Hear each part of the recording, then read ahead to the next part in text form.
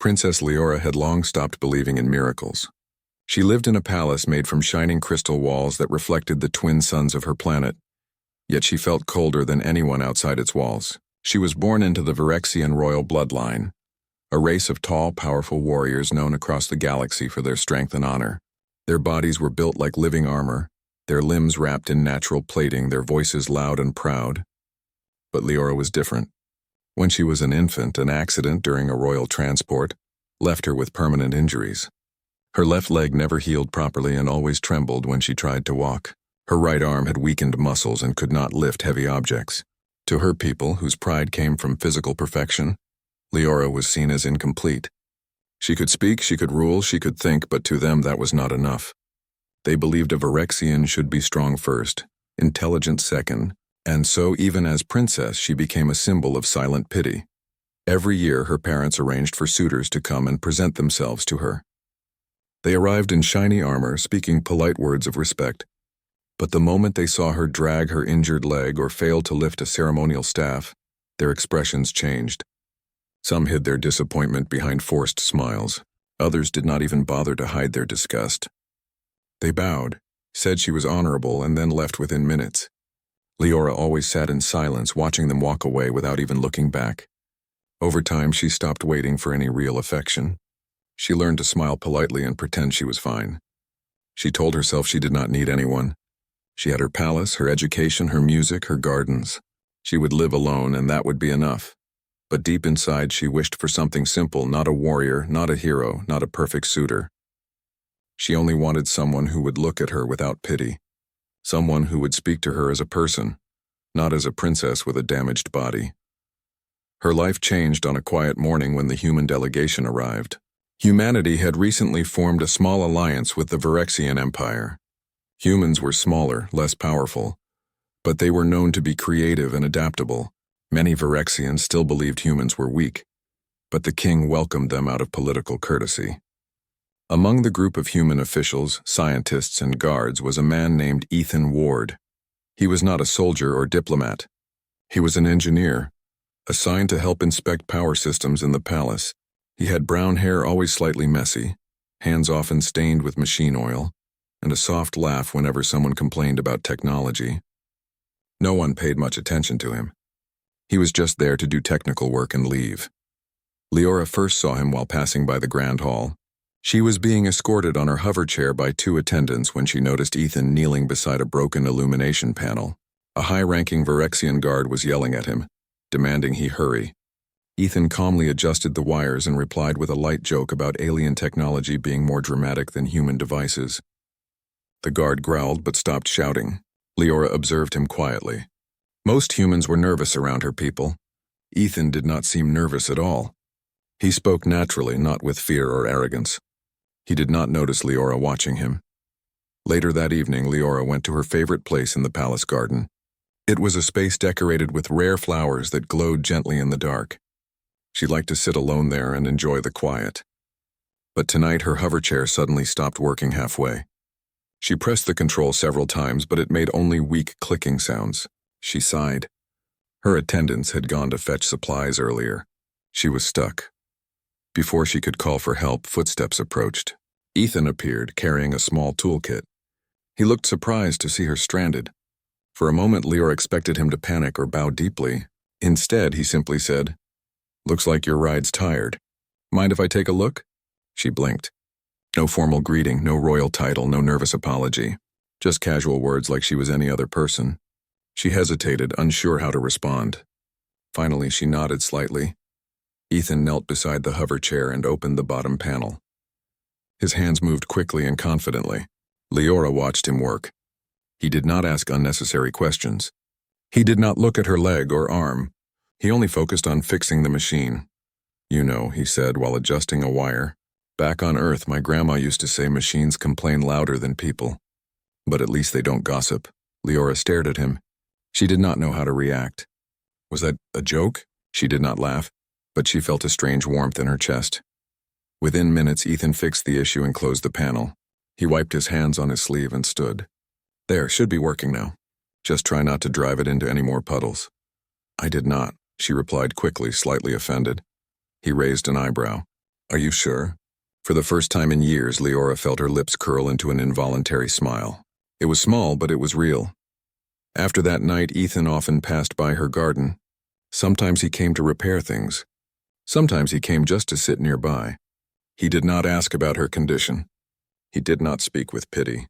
Instead, he talked about human food, strange inventions, and funny stories about machines exploding during tests. Leora listened quietly.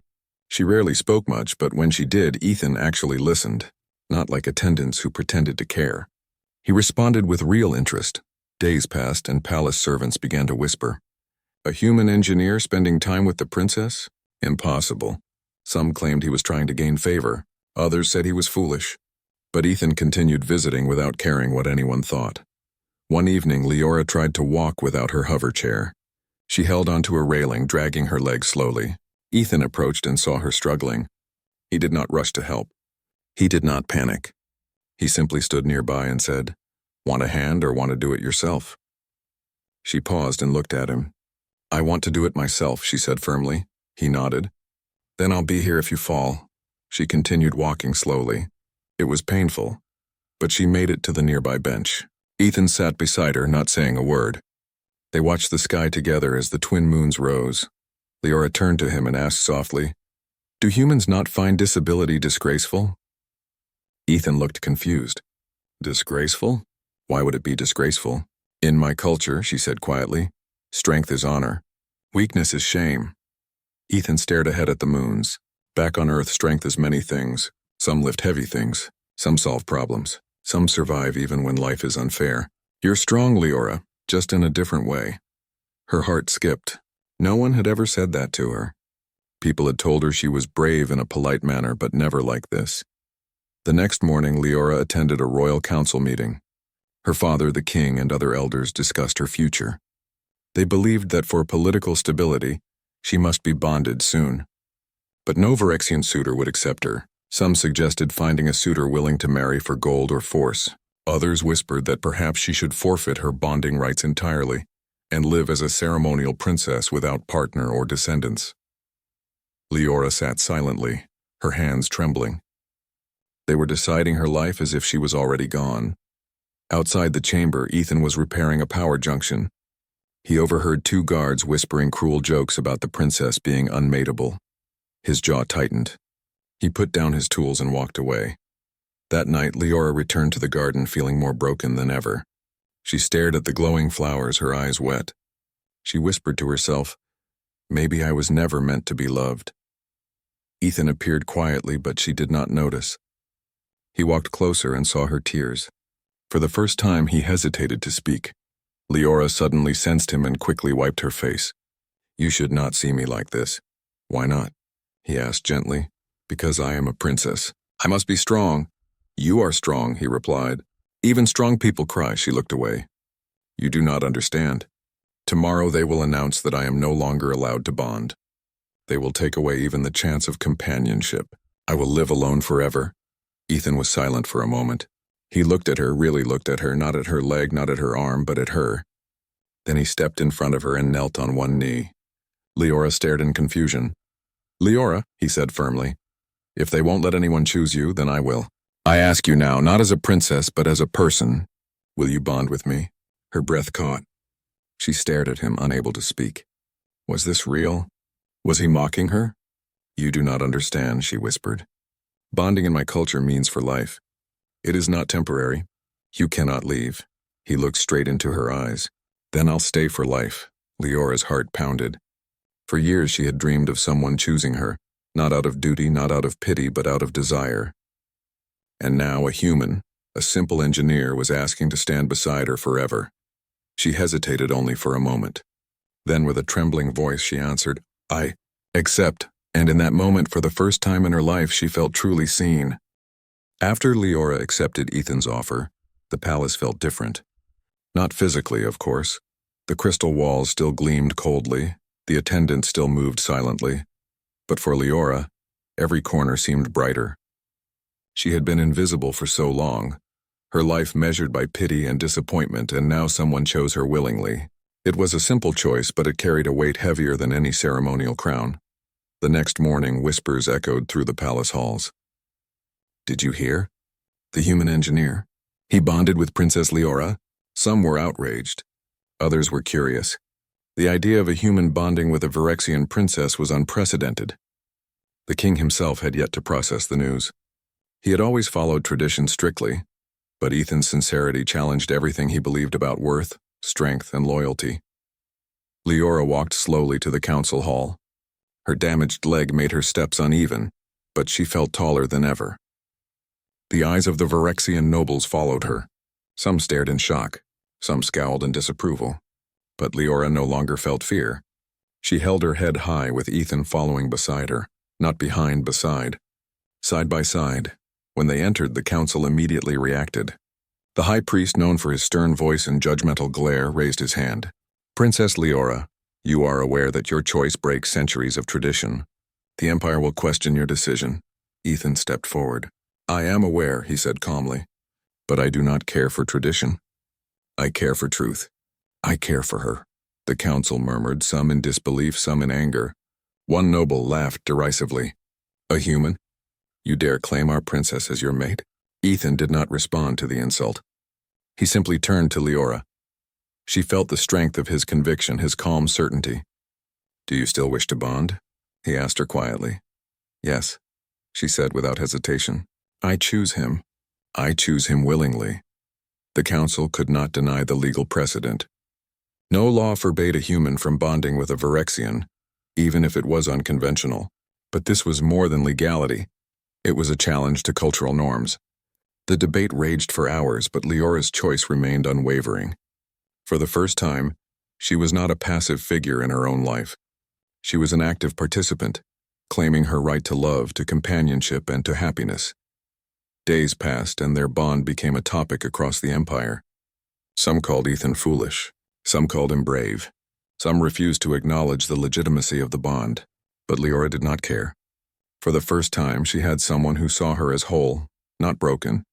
Ethan and Leora spent time together beyond the council. He learned to navigate her world, from hovering gardens to ceremonial halls. He laughed at the absurdity of some Virexian customs, and she laughed too. A sound rare in the palace, warm and genuine. He helped her adapt tools to her strength, modifying weapons and chairs so she could move with less pain. She taught him about her people, their history, and their art of storytelling. They shared quiet moments in the palace garden, watching the twin moons rise over the crystalline towers. One evening, while walking slowly along a moonlit terrace, Leora asked, "Why did you choose me, Ethan? You could have gone anywhere, bonded with someone stronger, someone easier." He looked at her, eyes reflecting the silver glow of the moons. "Because I see you, Leora, not your leg, not your arm, not the titles or the customs. I see you, and what I see is someone worth knowing, someone worth fighting for, someone I want to stand beside every day." Tears came to her eyes, but they were not the tears of sadness. They were the tears of relief, of recognition, of finally being seen. She reached for his hand, and he took it without hesitation. The palace began to change around them slowly. Some nobles still resisted, but the younger generation observed quietly. They saw that the human did not flaunt his presence. He did not seek power. He only sought to be with Leora, to support her, to understand her. This subtle bravery began to influence others. Stories of courage and sincerity spread quietly. Months passed. Leora and Ethan's bond strengthened. They trained together in exercises adapted for her abilities. They discussed politics, trade, and art. They laughed sometimes until their sides ached. They shared meals, stories, and dreams. In a culture that prized perfection, they found perfection in imperfection, the authenticity of companionship, the honesty of heart. Then came the crisis. A neighboring system challenged the Virexian Empire over disputed territory. While the council debated war, Leora's disabilities became a point of concern again. "She cannot lead troops," one general said. "She cannot survive on the front lines. She is not fit to represent our people." But Ethan spoke up. "She may not fight like your strongest warriors, but she inspires loyalty, strategy, and courage in ways strength cannot measure. Look at your people. They listen to her. They follow her. That is true power." The debate intensified, and Leora herself stepped forward. "I will go," she said, her voice firm. "I will stand in the command hall. I will make decisions. My strength is not only in my body but in my mind, in my ability to guide, and I am not alone. Ethan will stand with me." Her words silenced the room. Even the harshest critics could not argue with the courage in her eyes. A princess who had been overlooked, mocked, and abandoned was now ready to defend her empire, not with raw physical power, but with will, strategy, and partnership. The campaign was challenging.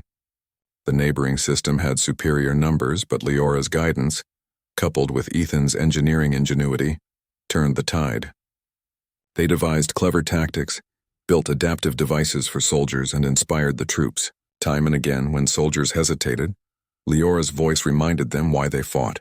When machines broke down, Ethan repaired or adapted them on the spot. In the heart of the battlefield, Leora walked with her modified staff, her damaged leg supported by advanced mechanisms Ethan designed. Soldiers who once doubted her now rallied around her. She moved slower than some warriors, but each step she took carried weight and purpose. Ethan never left her side, providing both practical support and unwavering moral strength. Together they became a symbol, not of human superiority or alien tradition, but of partnership, loyalty, and courage beyond appearances. After weeks of intense struggle, the neighboring system surrendered. Leora and Ethan returned to the palace as heroes. The court could no longer deny the truth. A human had bonded with a disabled alien princess, and together, they had defended the empire against threats that might have crushed it. Their victory proved that strength was more than muscle, that courage could manifest in countless forms, and that love and respect were forces more powerful than fear and prejudice. In the days that followed, the palace gradually accepted Ethan as Leora's mate. The older generation murmured, but the younger began to embrace the example set before them. Leora walked freely through the halls now, assisted by no one, moving with the quiet confidence of someone who had faced both personal and external battles and emerged victorious. She was no longer the princess no one wanted. She was a leader, a symbol, and a partner chosen not by duty but by genuine choice. Leora and Ethan spent quiet evenings together, often in the garden where their journey had truly begun. The twin moons reflected in their eyes as they shared stories, laughter, and simple companionship. The palace that had once felt cold and unwelcoming now seemed alive, not because of walls of crystal, but because two people had dared to see each other honestly. Beyond fear, prejudice, or tradition, Ethan never sought praise. He did not flaunt his victory or their bond. He simply lived beside Leora, supporting her, laughing with her, and showing that real courage was often quiet, consistent, and human. For Leora, life had transformed. No longer a figure of pity, she was fully seen, fully valued, fully loved. Her disabilities did not define her. They had shaped her resilience, her empathy, and her ability to recognize true worth in another. And Ethan, the human who had asked a simple but courageous question, became a permanent part of her life, her ally, and her partner. Together they demonstrated to the galaxy that true strength was not in perfection, but in heart, loyalty, and the courage to choose love against all odds.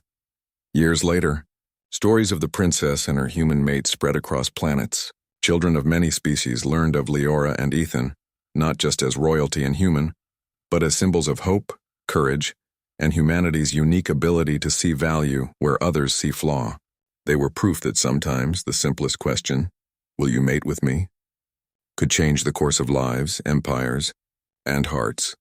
And in the quiet of the Crystal Palace, beneath the twin moons, Leora and Ethan walked side by side, not as princess and human, not as outsider and noble, but as equals, partners, and witnesses to the extraordinary power of genuine choice.